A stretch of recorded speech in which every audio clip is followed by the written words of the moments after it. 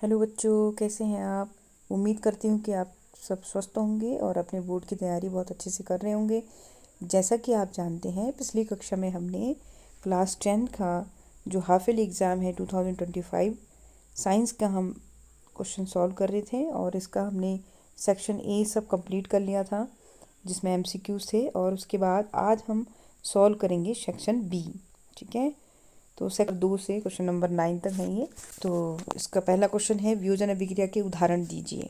तो वियोजन अभिक्रिया का उदाहरण आपको लिख देना है। तो वियोजन अभिक्रिया का एग्जाम्पल क्या होता है, क्या कि जब भी कोई एक अभिकारक दो उत्पाद या दो से अधिक उत्पादों में टूटता है तो क्या कहते हैं, उसको हम वियोजन अभिक्रिया कहते हैं। तो उसके बहुत सारे एग्जाम्पल हैं। आप एक कैल्शियम कार्बोनेट जो है वो किस में टूटेगा, CaO कैल्शियम ऑक्साइड प्लस किस में टूट जाएगा, CO2 में। तो अभिकारक कितना था, एक, और उत्पाद कितने बन गए, दो। तो एक अभिकारक जब दो उत्पादों में टूट रहा है तो यहाँ पे कौन सी अभिक्रिया होगी, वियोजन अभिक्रिया। तो और दूसरा एग्जाम्पल भी ले सकते हैं आप। सिल्वर क्लोराइड है AgCl gives G plus Cl, इसको आप बैलेंस कर लोगे, ये यहाँ पे 2Ag हो गया, 2AgCl हो गया और ये Cl2 हो गया। तो ये रिएक्शन आप सीधे आगे को लिख लोगे प्लस करके। तो ये हो गया आपका सिल्वर क्लोराइड किस में टूटता है, सिल्वर प्लस क्लोरीन में। ठीक है, उसके बाद नेक्स्ट इसको आप यहाँ से नोट कर सकते हैं, ये है क्वेश्चन। ये दोनों जो हैं वियोजन अभिक्रिया का एग्जाम्पल है। देखो सभी में एक एक अभिकारक है, ठीक है, और किस में टूट रहे हैं आपसे, दो अभिकारकों में टूट रहे हैं। तो यहाँ वियोजन अभिक्रिया के दोनों एग्जाम्पल हो गए। ठीक है, इसके बाद हम आगे आते हैं। दूसरा क्वेश्चन क्या है, अगला क्वेश्चन है आपका, किसी भी अभिक्रिया में कार्बन डाइऑक्साइड की उपस्थिति ज्ञात करने के लिए आप कौन सा रसायन प्रयुक्त करोगे। ठीक है, इसके लिए हम प्रयुक्त करते हैं आपका लाइम वाटर, यानी कि चूने का पानी। चूने का पानी क्या कहलाता है, कैल्शियम हाइड्रो CaOH का होल ट्वाइस। ये केमिकल का नाम लिखना था आपने। बोलते हैं इसको, क्या बोलते हैं इसको, कैल्शियम हाइड्रो ऑक्साइड। अब ये क्यों होता है ऐसा, जब भी कैल्शियम हाइड्रो ऑक्साइड होता है उसकी अभिक्रिया जब हम उसे कराते हैं तो एक कैल्शियम कार्बोनेट का सफेद PPT सफेद अवशेष प्राप्त होता है, आपको प्रेसिपिटेट प्राप्त होता है। यानी कि जब भी चूने के पानी में हम CO2 को प्रोवाइड करेंगे तो ये कैसा हो जाता है, दूधिया हो जाता है। ठीक है, इसको भी आप यहाँ से लिख लेंगे, नोट कर लेंगे। चूने का पानी CaOH का होल ट्वाइस। तो चूने का पानी में हम क्या करेंगे, अगर CO2 गैस को गुजारा जाए तो चूने का पानी अगर दूधिया हो रहा है, इसका मतलब वहाँ पे कौन सी गैस है, आपकी कार्बन डाई। तो ये पूरा आप यहाँ से नोट कर लेंगे। अगर आपको खाली इसका आंसर सिर्फ इतना ही होगा। ठीक है, लाइन के रसायन का नाम है। बाकी अगर आपको पूरा एक्सप्लेनेशन चाहिए तो आप यहाँ से ये देखें, इसका पूरा एक्सप्लेनेशन। CO2 को जब आप चूने के पानी से गुजारोगे तो एक कैल्शियम कार्बोनेट का CO2 क्या बनाते हैं, कैल्शियम कार्बोनेट का सफेद अवशेष बना देता है। अगर चूने के पानी के सफेद अवशेष में चेंज हो रहा है तो इसका मतलब वहाँ पर CO2 प्रेजेंट है।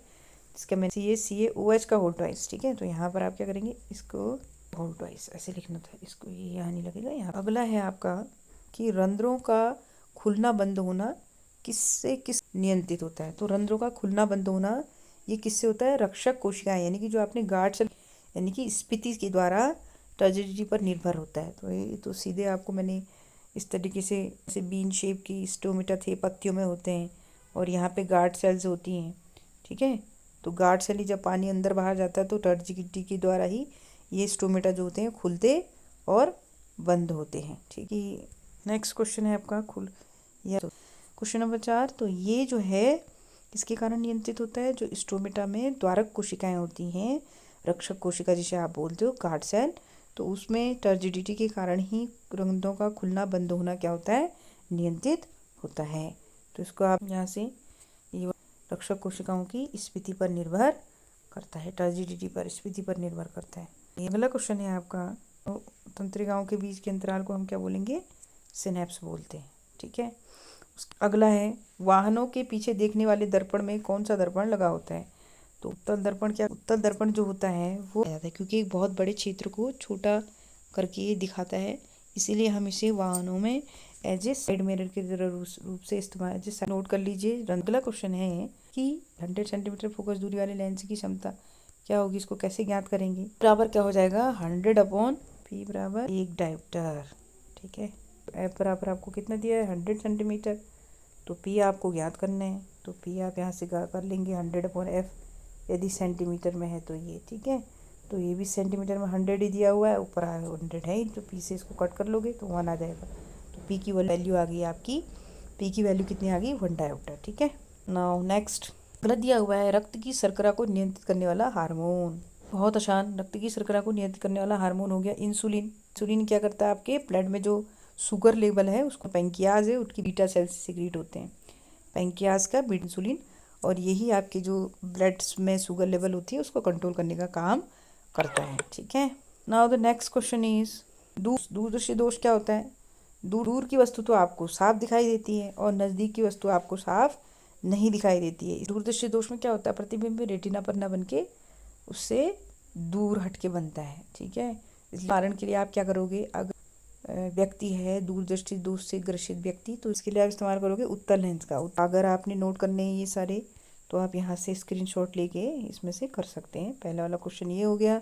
ठीक है। पहले वाले क्वेश्चन के 2 एग्जाम्पल मैंने, अगला क्वेश्चन है इसके 3rd वाले का आंसर ये रहा, चूने का पानी, कैल्शियम हाइड्रोक्साइड। ठीक है। उसके बाद नेक्स्ट ये एक्सप्लेनेशन है उसका, अगर आप करना चाहो तो कर सकते हो। ये पूरी रिएक्शन मैंने आपको लिख के दे दी है। दूसरा, रंध्रों का खुलना बंद होना किससे नियंत्रित होता है, इसका आंसर ये होगा यहाँ पे, ये 4थे वाले का आंसर है। ठीक है। उसके बाद नेक्स्ट, 2 तंत्रिका कोशिकाओं के बीच में जो अंतराल होता है उसको क्या कहते हैं, यहाँ से आप लिख सकते हैं। अगला क्वेश्चन है कि हम जो है गाड़ियों के साइड मिरर के रूप में किस दर्पण का इस्तेमाल करते हैं। ठीक है। गाड़ी की साइड में कौन सा मिरर लगे रहता है, उत्तल दर्पण। ठीक है। अभी मैंने इसको एक्सप्लेन कर दिया है, और अगर ये मैंने आपको सॉल्व करा दिया था, ये क्वेश्चन आप यहाँ से कर सकते हैं। रक्त की शर्करा को नियंत्रित करने के लिए हम इंसुलिन हार्मोन का इस्तेमाल करते हैं। उसके बाद ये आपसे पूछा गया है कि जो दूरदृष्टि दोष वाला उसको कौन से लेंस का इस्तेमाल करना चाहिए, तो वो उसे कौन सा लेंस का। ठीक है। तो ये सारी आंसर दे दिए हैं, इसको आप करना चाहो